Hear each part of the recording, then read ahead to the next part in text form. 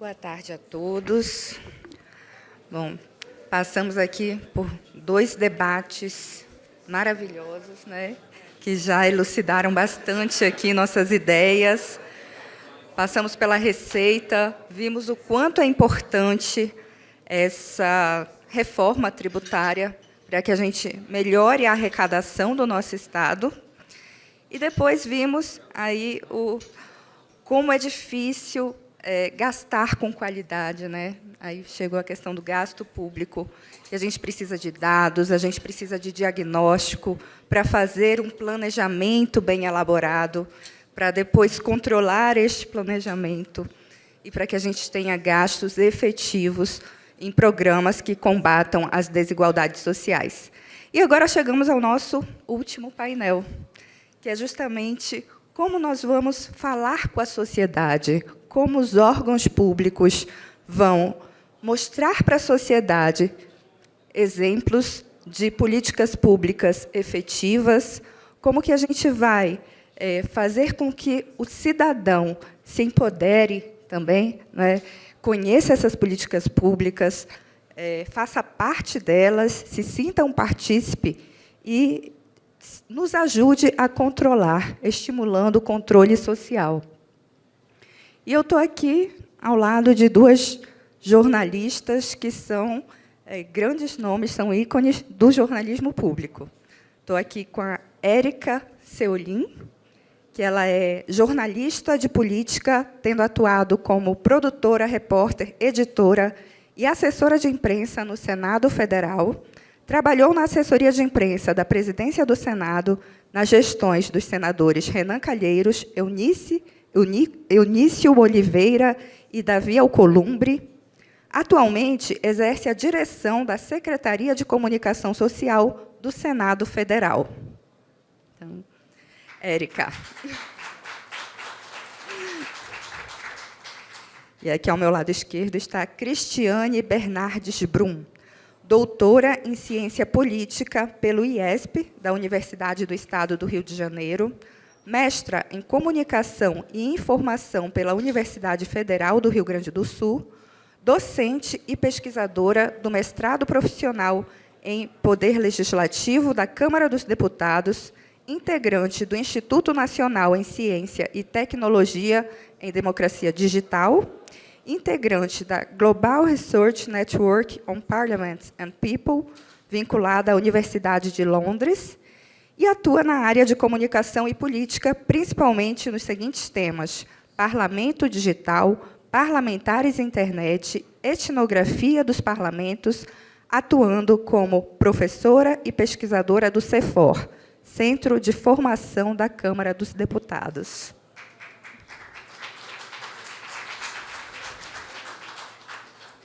Então, como vocês podem perceber, estamos aqui com 2 mulheres, grandes nomes do jornalismo público.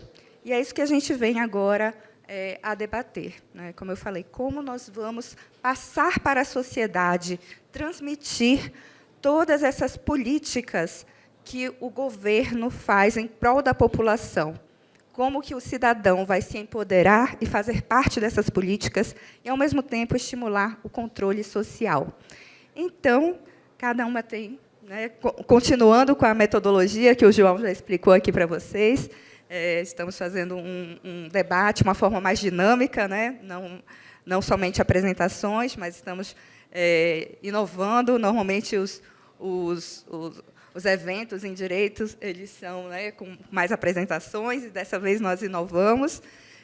Acho que é um formato que deixa mais dinâmico e faz com que a plateia também se sinta mais à vontade para fazer perguntas. Então, fiquem à vontade também, pessoal, para, no final, poder trazer questionamentos. Inicialmente, eu vou dar 5 minutos para que cada uma possa falar, e depois a gente dá continuidade aos debates. Bem, podemos começar aqui com a Érica.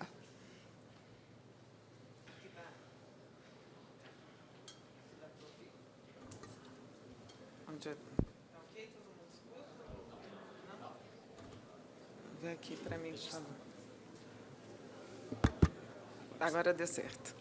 Bem, boa tarde a todos e todas. Muito obrigada pela participação aqui nesse seminário. Obrigada, Silane, Cristiane. É um prazer estar aqui dividindo a mesa com você, que já ouvi falar e conheço alguns artigos. É muito gratificante estar aqui conversando sobre esse tema da comunicação pública no controle social, porque alguém precisa contar para a sociedade como as instituições funcionam, como que as políticas são formadas. E a gente percebeu aqui, teve uma pergunta do Daniel Balaban, ele falou, tinha que ter, eu não entendo como não está na manchete de todos os jornais que o Brasil é um país rico e ainda tem suas desigualdades sociais. O Bernard Pi, o secretário, falava como que a gente não percebe que os ricos pagam menos impostos que os pobres. Quais são os jornais que contam isso? Esse é um papel fundamental da comunicação pública. Por quê? Porque o nosso interesse é um interesse público. Apesar de termos, por função do jornalismo, a função social, quando você tem o veículo de comunicação, você tem a assessoria de imprensa, que são outros atuantes da comunicação dentro das instituições, todos eles têm sua linha editorial e seus interesses, seu recorte para tratar. A comunicação pública, não, ela precisa ser plural, ela tem que pensar em todos. Né? O doutor João, quando veio falar do Ministério Público de Contas de Sergipe, ele fez a ressalva, opa, ele é pequenininho, tem um orçamento pequeno, quem vai falar dele? Por que eu só vou olhar para o Ministério Público de Contas de São Paulo? A comunicação pública vai olhar para ele, vai olhar para todos os lugares e precisa levar isso para a população para que ela possa fazer o controle também. Quando o ministro Bruno Dantas assumiu a presidência do tribunal e ele falava da importância do tribunal atuar no combate à fome, no combate às desigualdades sociais, ele colocou que não queremos ter apenas 1.500 auditores, queremos os 250 milhões de brasileiras e brasileiros engajados nessa epopeia cidadã. E, para o brasileiro e a brasileira se engajar, ele tem que conhecer, ele tem que saber, e é a comunicação pública que vai levar a isso.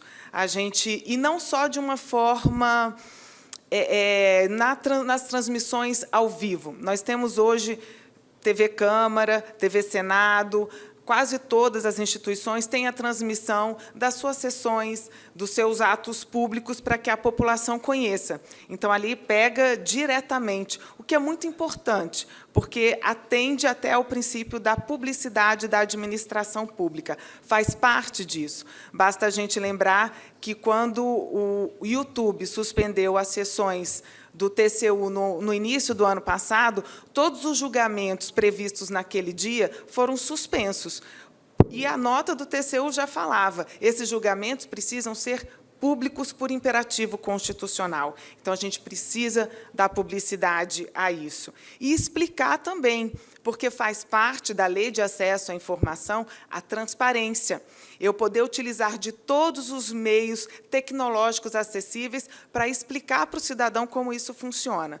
Nós temos um programa no Senado Federal, montamos uma parceria junto com a Secretaria de Comunicação e a Consultoria de Orçamento, uma série de vídeos chamada Orçamento Fácil, que é para desenhar mesmo, explicar o orçamento para o cidadão como ele funciona. E a gente pensa, é difícil, né? Mas tem um exemplo tão interessante de um município pequeno, de Piranga do Norte, lá em Mato Grosso, um município com cerca de 8.000 habitantes, e essa série foi utilizada em audiências públicas para motivar a população a participar do orçamento participativo.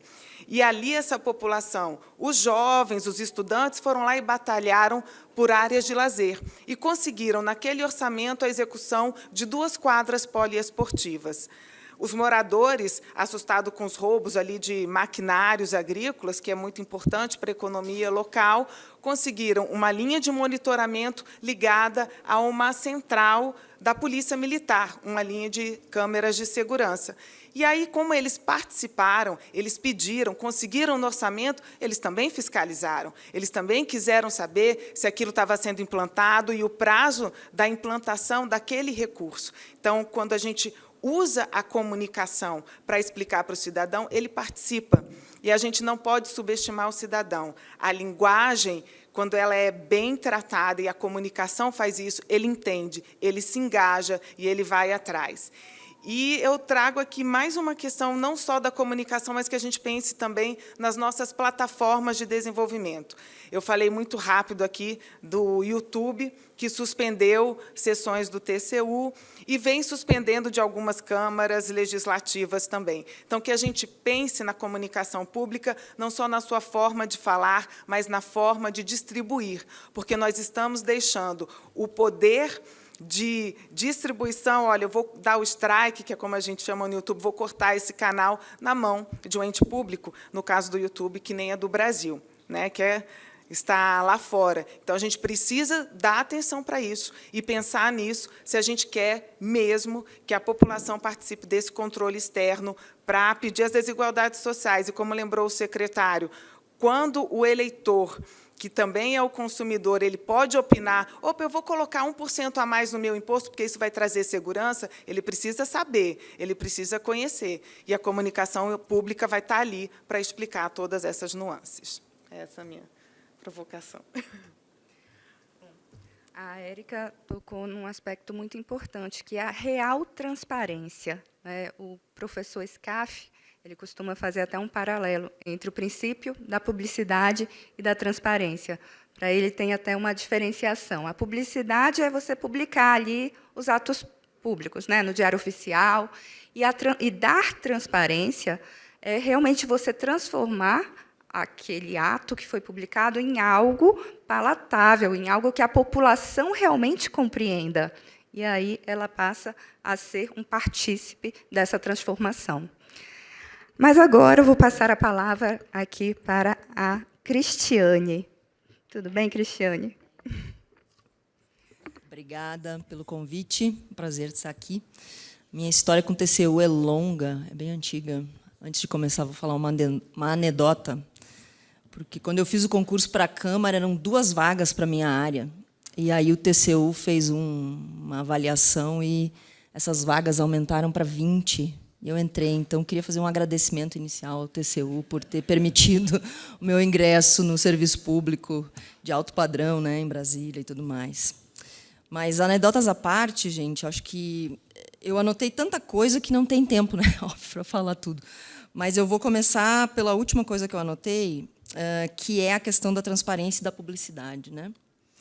E eu queria incluir aí um terceiro elemento, que é o conhecimento, porque eu trabalho atualmente numa escola de governo, né, escola da Câmara, o CEFOR, trabalho com programas de educação para a cidadania e mestrado profissional, e, assim como a publicidade é o primeiro ponto, né, a disseminação da informação é o ponto inicial, e é de onde vem a base teórica também para a criação das mídias públicas e dos veículos de comunicação públicos e dos portais de informação e também dos perfis em mídias sociais, né, mais recentes das instituições públicas. Para além disso, apenas a publicidade, a disseminação da informação sobre as decisões governamentais, dos poderes públicos, né, ou legislativas, não é suficiente, como foi muito bem lembrado, né?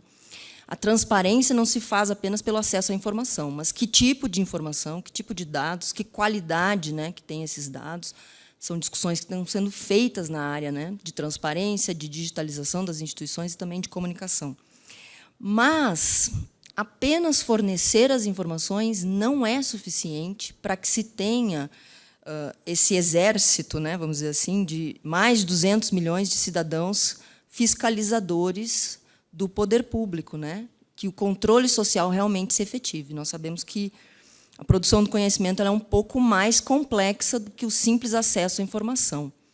Se fosse apenas o acesso à informação, nós já teríamos um problema no nosso cenário de digitalização, que é a questão das plataformas, né, onde essa informação circula, serem plataformas privadas, elas não pertencem a nenhum Estado, elas não foram criadas com a intenção de disseminação de informação pública ou governamental ou estatal, que quer que seja, elas foram criadas com outros propósitos, elas têm o seu modelo de negócio baseado em outros propósitos, que é a venda de dados sobre os usuários, né, dos usuários para empresas.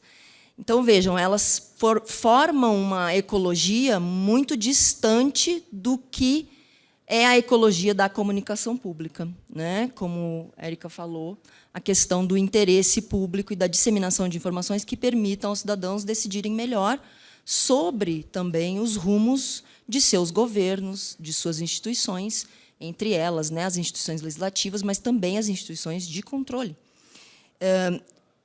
E antes das mídias sociais, vamos dizer assim, desse ecossistema veloz, né, de disseminação de informações e, muitas vezes, disseminação de desinformação, ou seja, de informações inverídicas, né, interessadas, pagas com determinados objetivos e interesses, que nós sabemos que são muito variados, nós já tínhamos um sistema, né, de comunicação que tem preponderantemente interesses comerciais. Não há nada de errado nisso. Mas a comunicação pública ela surge exatamente para suprir uma lacuna que é criada pelo fato de que esse ecossistema é gerido, organizado em torno de empresas que têm interesses legítimos em todos os países, em todos os cenários.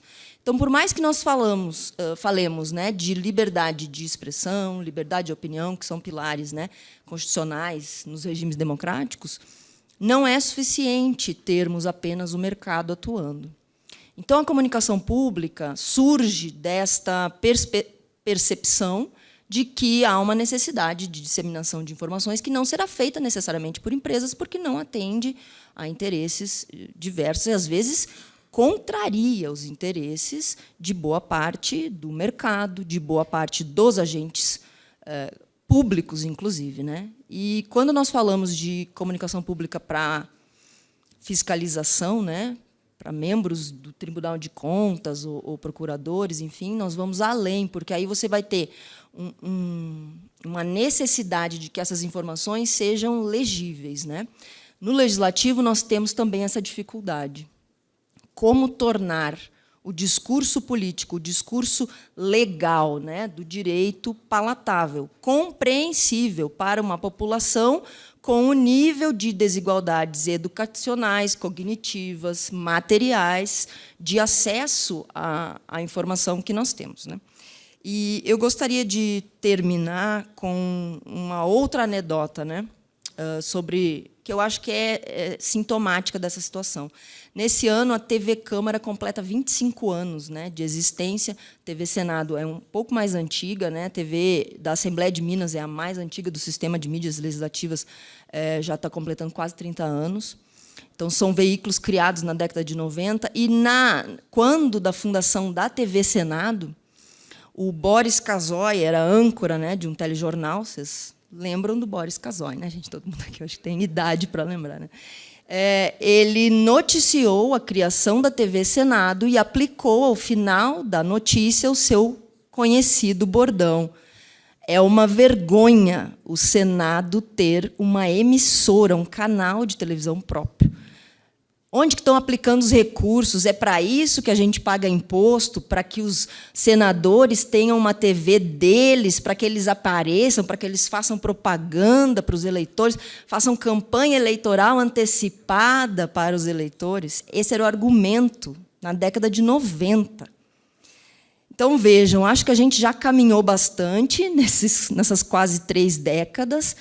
Ninguém imaginaria que hoje TV Câmara ou TV Senado servem prioritariamente para propaganda eleitoral antecipada, até porque o cidadão tem direito de saber das ações dos seus parlamentares eleitos durante todo o mandato, e isso é quase uma obviedade para servidores públicos e pessoas que trabalham com comunicação, para além dessas emissoras serem fontes de informação fidedignas, o que, no atual ecossistema da desinformação, é um ativo muito valioso, né? Porque elas fazem um trabalho de conferência e de disseminação de informações oficiais que vai na contramão dos interesses privados da desinformação, de fake news, etc., que nós sabemos que estão cada vez mais comuns, né, disseminados, infelizmente, no nosso ecossistema informativo, não apenas no Brasil, mas no mundo.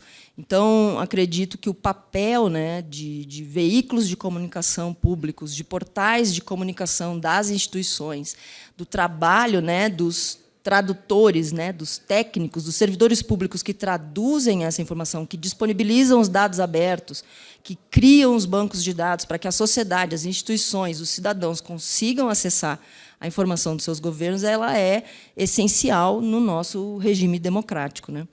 E aí a minha provocação é como é que nós vamos quantificar, né, para o pessoal que fiscaliza, que regula, que controla, quanto é que gasta, né?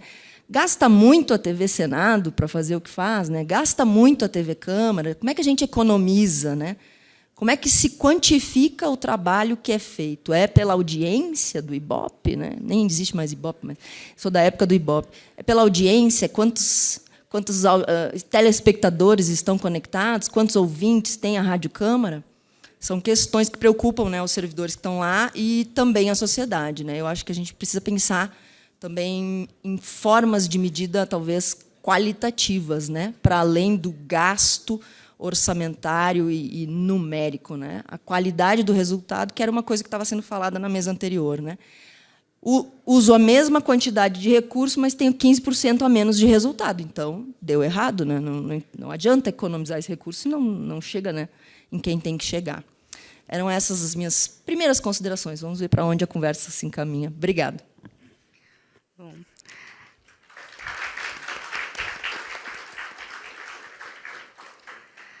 A Cristiane tocou em temas sensíveis, né, e bastante interessantes.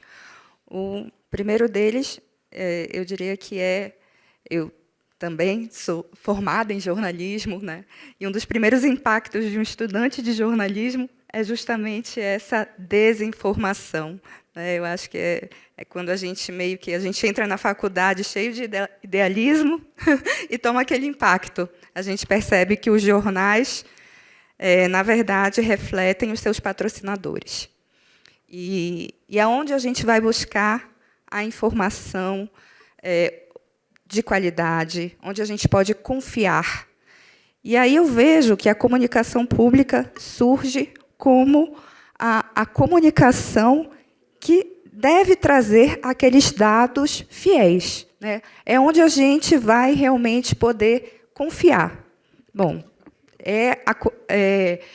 se veio de um órgão público que está ali trazendo aquilo para a sociedade, então é onde eu vou buscar informação confiável, né? E principalmente agora com diversos veículos de informações e a informação cada vez mais dinâmica, onde a gente vê a influência da internet, Instagram, redes sociais, e aí vem fake news, que antes, na época que eu fiz jornalismo, nem tinha tanto. Agora já passou da desinformação, né, que é essa digamos assim, né, com esse viés mesmo privado, para as fake news, onde é muito mais preocupante, porque já não é nem esse viés privado, mas qualquer pessoa vai lá e coloca a sua verdade, e coloca a sua desinformação, e coloca aquilo que ela pensa e muitas vezes nem é verdade. Então, como combater essa fake news? Como combater essa desinformação? Para isso, eu acho que os órgãos, principalmente os órgãos públicos e a comunicação pública, têm um papel essencial. E aí eu quero instigar o debate, né, fazendo justamente essa pergunta. Como que vocês acham que os órgãos públicos podem combater as fake news? Então, além da gente ser um reprodutor fiel do que acontece dentro do parlamento hoje. Olha. E ele veio aqui arrumar o microfone. Então tá, vamos lá. Obrigada, Silane. Então, além da gente ter o combate das fake news pela própria transmissão ao vivo e trechos ao vivo que nós temos das comissões, das sessões do plenário, no Senado Federal a gente criou um serviço chamado Senado Verifica Fato ou Fake. Então, qualquer notícia falsa que surja ou a pessoa não sabe se é falsa ainda, mas qualquer notícia que desconfie que é falsa, que surge sobre o Senado Federal, sobre um parlamentar atuando na atividade legislativa, ele pode acionar esse serviço, tanto pela ouvidoria, pelo próprio portal ou pela lei de acesso à informação. E o que a gente tem visto é como que vem crescendo esse uso. E é um serviço que não fica restrito somente à mídia do Senado Federal. Aí a gente percebe como o nosso papel também é ser a mídia das fontes, como diz o Chico Santana, que fez uma tese, explica esse papel principal, inicial, que é da comunicação pública. As nossas verificações, elas são republicadas por UOL, G1, France Press, Agência Lupa, todas elas já republicaram desmentidos ou notícias imparcialmente verdadeiras que a gente fez a checagem e chegou até o cidadão. Nós, no episódio, por exemplo, agora do 8 de janeiro, as nossas checagens elas subiram mais do que o triplo. A assessoria de imprensa, em janeiro do ano passado, em comparação com janeiro desse ano, ela atendeu 62% mais a mídia externa. Então, a gente percebe que nós somos vistos como uma fonte de credibilidade, uma fonte oficial de informação, e assim a gente combate a desinformação, e o cidadão vem atrás. Inclusive, pelas redes sociais, a gente tem recebido isso. O Senado Federal está indicado a prêmios de top engajamento agora pelo IGOV, que reúne o trabalho das instituições públicas, por esse trabalho no Instagram. O nosso Instagram é o terceiro Instagram de números de seguidores dentro das instituições públicas, porque a gente tem feito esse trabalho preocupado no serviço público e na informação real para o cidadão, e isso traz engajamento. Então, as redes sociais também hoje, a comunicação digital, ela é importantíssima para poder combater as notícias falsas e a desinformação. Obrigada. Já passo para a Cristiane. Pois é, a pergunta de milhão, né? Como combater as fake news? Eu acho que as agências de verificação, né, que a Érica citou, são essenciais, são importantes, é um serviço que as mídias públicas têm feito, mas eu, pessoalmente, eu tenho dúvidas se elas são suficientes, né, devido à avalanche de desinformação que nós temos atualmente no sistema, né? Então, muito mais rápido do que a nossa capacidade de verificar é a capacidade de produzir, enfim, né, memes e fakes que você, às vezes, olha e são absurdos e as pessoas consomem e republicam e usam. Né? Eu estou pensando aqui no caso dessa notícia que saiu agora recentemente do pessoal que fez a fiscalização das urnas, né, que foram servidores públicos, que fizeram uma consultoria e tal, e aí as informações foram distorcidas, né, por agentes públicos. Quer dizer, vejam, até a informação que as próprias instituições públicas estão produzindo é sujeita, né, à desinformação. Eu lembro de uma situação de um programa da TV Câmara com 2 parlamentares e um trecho do debate que ficou, em alguma medida, intenso, foi editado por um deles contra o outro parlamentar que participou. E, efetivamente, descontextualizado, disseminado como uma informação inverídica, minimamente. Né? E causou um problema, porque tinha o logo da TV Câmara, era uma imagem oficial da TV Câmara. Mas a pessoa consumiu apenas a parte editada, ela não viu o programa, ela não acompanhou o debate. Então, qual é o controle que as próprias mídias legislativas têm sobre a produção do seu próprio conteúdo e a forma como o ecossistema digital se apropria desse conteúdo, né? Como os atores individuais utilizam com os mais variados fins legítimos e fins não legítimos dentro do ordenamento jurídico nacional, né? Tem de tudo. Eu acho que a solução talvez passe também por regulação do sistema, que está... Isso é uma opinião pessoal, não é uma opinião... Eu não falo aqui em nome da Câmara, obviamente, mas eu acho que o sistema está totalmente desregulado, você não tem, né, nenhum tipo de forma, às vezes, de responsabilização. Esse é um tema muito polêmico, muito complexo, porque envolve liberdade de opinião, liberdade de expressão, envolve cerceamento das opiniões, etc. Mas o fato é que as plataformas fazem o que elas querem. Né? O YouTube tira do ar, o Instagram bloqueia perfis e não tem a quem se apelar, não tem como... Eu não estou falando aqui dos bloqueios pedidos pela justiça, enfim. Estou falando de bloqueios da própria plataforma, né? Por regras que não são claras e que são aplicadas, a gente não sabe muito bem como, de que forma. Então, vejam, é um sistema que propicia a disseminação excessiva, né, de desinformação, minimamente. Eu acho que as agências de verificação são essenciais, obviamente, e têm um papel importante em determinados contextos, especificamente em relação a fatos que acontecem, né, porque você tem como comprovar, mas quando nós entramos na questão das opiniões, isso fica muito mais complicado, até porque a mídia pública, em geral, mas em particular a mídia legislativa, ela não emite opinião. Então, você não tem comentaristas, você não tem intérpretes na mídia legislativa. Os jornalistas da mídia legislativa, eles noticiam, eles não comentam aquilo que eles noticiam, por um princípio que é tradicionalmente aceito e está nos seus regulamentos, etc. Porque são servidores públicos, porque precisam ter a impessoalidade. Então, é muito diferente do que o telespectador ou o cidadão está acostumado de uma mídia privada. Porque, quando ele busca a Jovem Pan, em alguma medida, ele tem uma aproximação com a visão daqueles intérpretes. Por outro lado, se ele vai ver a Globo News, ele tem uma aproximação com a visão de mundo que aqueles intérpretes passam. Agora, os jornalistas públicos não passam suas visões de mundo, eles não comentam aquilo que eles noticiam. Eles deixam para o cidadão, por uma série de motivos. No Legislativo é porque nós não temos um CEO, nós não temos uma voz única. Na Câmara são 513, que discordam entre si. Então, nós não temos como fazer uma interpretação dos fatos quando tem dois lados discordantes com igual peso de representação.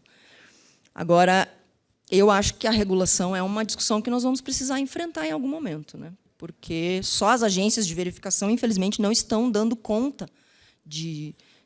Quer dizer, a desinformação continua circulando e tem aí ecossistemas que as pessoas só acessam desinformação, a ponto de não acreditarem, que a gente está falando, o veículo é oficial, mas tem gente que não vê, não consome a mídia oficial porque ela é oficial. Se ela é oficial, logo ela está mentindo.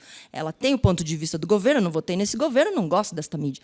Então, chegamos num ponto que fica até difícil conversar, né, com quem está assistindo, consumindo. Chegamos num ponto onde tudo está muito acirrado, né? E chega-se até esse ponto de pessoas quererem não acreditar porque não votou nesse governo. E isso é muito preocupante, realmente. Bom, mas eu quero aqui saudar nosso colega, o Biratã Caseta, que veio aqui, né? Grande honra estar aqui prestigiando o nosso evento, o nosso seminário. Logo em seguida terá a nossa posse. Ele que é o presidente da Associação Nacional dos Procuradores da República. Seja bem-vindo, meu amigo. Bom, mudando um pouquinho de assunto, então, eu queria fazer, não sei se já é a última pergunta, não sei como está nosso tempo, falar, então, como mudar essa realidade, né? Como fazer com que a comunicação pública se transforme, não seja aquela comunicação tradicional que a gente conhece de anos atrás, mas como que ela pode se transformar e atingir a população com uma linguagem mais fácil, mais acessível. Ela deve estar também nas redes sociais, conversando com o público mais jovem, com a criança, né, que está ainda formando opinião, criança, adolescente. Então, como fazer isso? Como tornar essa comunicação, que teoricamente seria mais séria, sisuda, como transformá-la em algo que a população, a sociedade, o jovem, consiga consumir, entender e entender o seu papel enquanto cidadão, enquanto transformador social?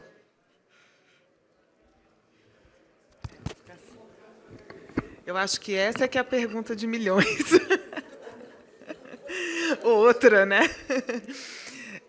a gente tenta aproveitar os picos de audiência quando acontecem. Por exemplo, a CPI da pandemia foi um momento de muita audiência das TVs legislativas. Então, a gente aproveitava para colocar, agregado a todo o início e final da transmissão, um teaserzinho, uma chamadazinha para uma votação importante, um tipo de votação, e ali, às vezes, a gente conseguia um engajamento. Eu tenho um programa de rádio hoje no Senado Federal, chamado Conexão Senado, que começa de manhã conversando com os municípios, com várias partes do Brasil. A gente tem muita participação popular, porque dentro do nosso país o rádio ainda é muito ouvido, e ali a gente já gancha para uma comissão que vai entrar e chama o ouvinte para poder participar. São medidas pequenas ainda, mas que a gente acaba tentando conquistar. E uma outra forma é a própria consciência entre os gestores públicos, porque hoje a gente não tem essa consciência da importância da comunicação pública dentro da própria instituição pública.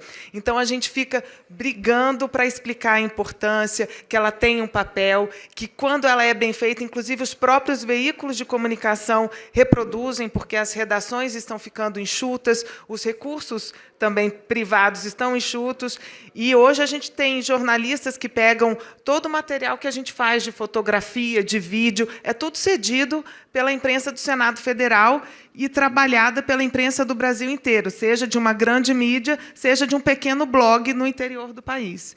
Só que, muitas vezes, a importância não é vista e o investimento não acontece, e um pouco daquele pensamento do Boris Casoy ainda acontece em alguns lugares.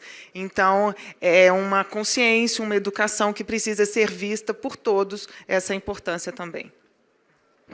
Infelizmente, essa é uma grande verdade. Eu mesma também cuido da parte de comunicação da Ampicom, da nossa associação, do Ministério Público de Contas. A gente criou um grupo de comunicação que engloba todos os assessores de comunicação de todos os Ministérios Públicos de Contas das entidades federadas, e a gente percebe ainda essa resistência. Alguns não têm sequer um assessor de comunicação e não conseguem enxergar a importância disso para o órgão, né? Que é um veículo que vai trazer mais transparência, informação e aproximação com a sociedade. Eu digo que a comunicação ela é fundamental. Eu sou suspeita para falar, né, porque tenho a comunicação no sangue, sempre gostei do jornalismo. Mas eu vivo falando isso, gente, ter um setor de comunicação é fundamental para você conversar com a sociedade. O órgão está aqui para isso, não é para se fechar, não é para se enclausurar. Ele precisa conversar com a sociedade, mostrar o que ele faz, entender os anseios da sociedade, se aproximar cada vez mais do cidadão. E eu quero aqui também saudar, estou com conselheira presidente do Tribunal de Contas do Estado do Pará, doutora Rosa Egídia, conselheiro Cipriano Sabino, todos já estão chegando aí para a nossa posse. Agradeço a presença de vocês. Bom, agora eu vou passar aqui para a Cristiane fazer a consideração ainda, sobre a mesma pergunta. A pergunta de milhões, segunda pergunta de milhões da tarde. Pois é, né? Nesse cenário nosso, é impossível as instituições ficarem fora das mídias sociais. É um dilema. Nós não controlamos, elas não foram desenhadas para nós, mas nós precisamos estar lá porque precisamos ir aonde o povo está lá, então é meio inevitável, né? E a gente fala muito de como atrair, no caso do Legislativo, atrair os jovens para a discussão sobre a política, né? Tentando fazer um discurso ingrato, né? Porque o discurso hegemônico é de incômodo, desconforto, quando não de ódio expresso pela política, né? Que são todos corruptos, vocês só roubam, etc. e tal, que é um comentário que a gente recebe demais nas mídias sociais, né? Os atores políticos também, né? Mas a ideia, creio eu, né, é que a gente não fique restrito às mídias sociais, porque, vejam, o ambiente é hostil para nós precisamos ir até lá, mas os atores políticos todos já estão lá, né, e fazem um uso, muitas vezes, bastante interessante desses veículos. Mas o consumo delas passa por uma questão que eu acho que é essencial, que é a educação para a democracia e a percepção dos cidadãos da importância da política, né, contra um discurso hegemônico da mídia comercial e, muitas vezes, do próprio serviço público, porque somos técnicos, né, de demonização da política, como se todo o interesse político fosse ilegítimo, irregular ou ilegal, o que não é verdade, né?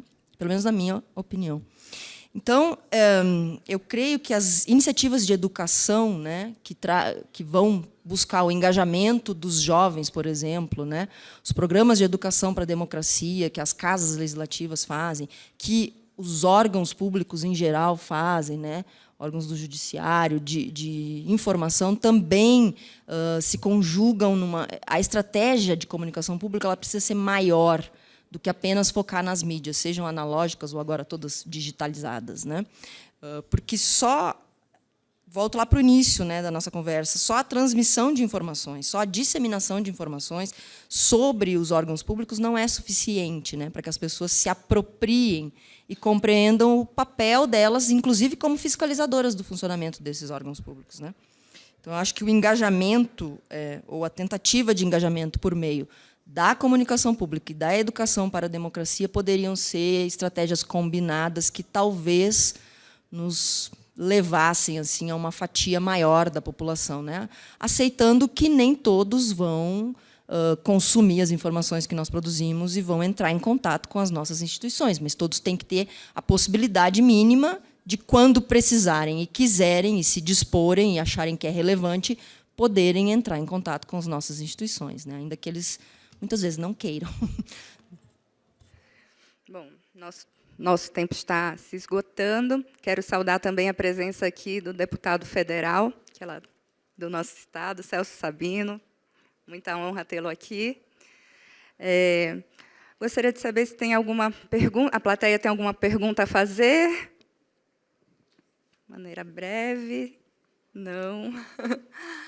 Bom, então, eu gostaria de, antes de terminar, vou passar um vídeo para vocês sobre o lançamento de um prêmio de jornalismo que nós estamos pensando, idealizando fazer, mas já vamos fazer esse pré-lançamento aqui, ainda está em fase de elaboração do regulamento, que é justamente para que a gente impulsione e fomente cada vez mais matérias, né, que tratem do controle externo, que tratem da fiscalização das contas públicas e faça com que o cidadão se torne cada vez mais um agente social. Então, pode passar o vídeo. O Prêmio Ampicom de Jornalismo é uma iniciativa da Associação Nacional do Ministério Público de Contas e visa valorizar o trabalho do jornalismo sério em contraponto às fake news e estimular a produção de reportagens que falem sobre a fiscalização e transparência das contas públicas, fazendo com que a sociedade conheça mais o trabalho do Ministério Público de Contas e estimulando o controle social.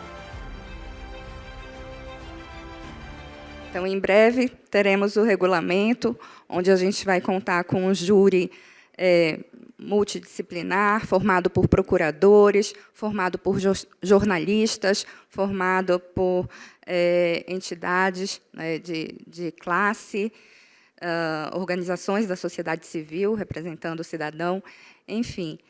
Queremos, com esse prêmio, valorizar, como foi dito aí, o trabalho de um jornalismo que vai levar realmente ao cidadão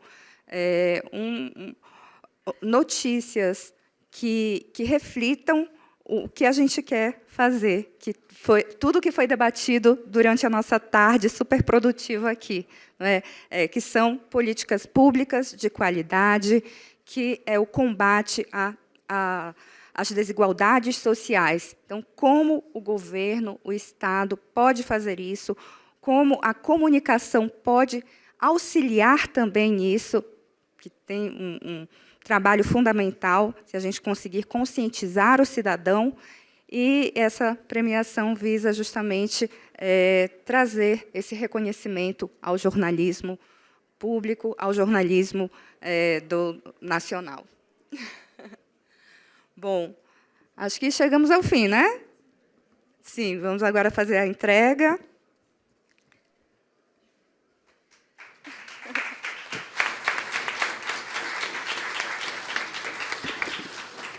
Gente, eu só queria antes agradecer a presença de vocês. Tivemos uma tarde aqui sensacional de debates, realmente muito instigante. A gente perpassou pela receita, foi para a despesa, e agora como tudo isso aqui pode ser transformado em realidade social com auxílio da população, com auxílio da comunicação. Acho que a gente conseguiu fechar muito bem aí o nosso seminário, trazendo essas diversas visões. E é isso, conseguimos trazer um pouquinho aí, né, de instigação, que era o que a gente queria, congregar ideias, congregar opiniões, para que a gente saia daqui também renovado, cheio de propostas para colocar em prática. Em seguida, teremos a nossa solenidade de posse.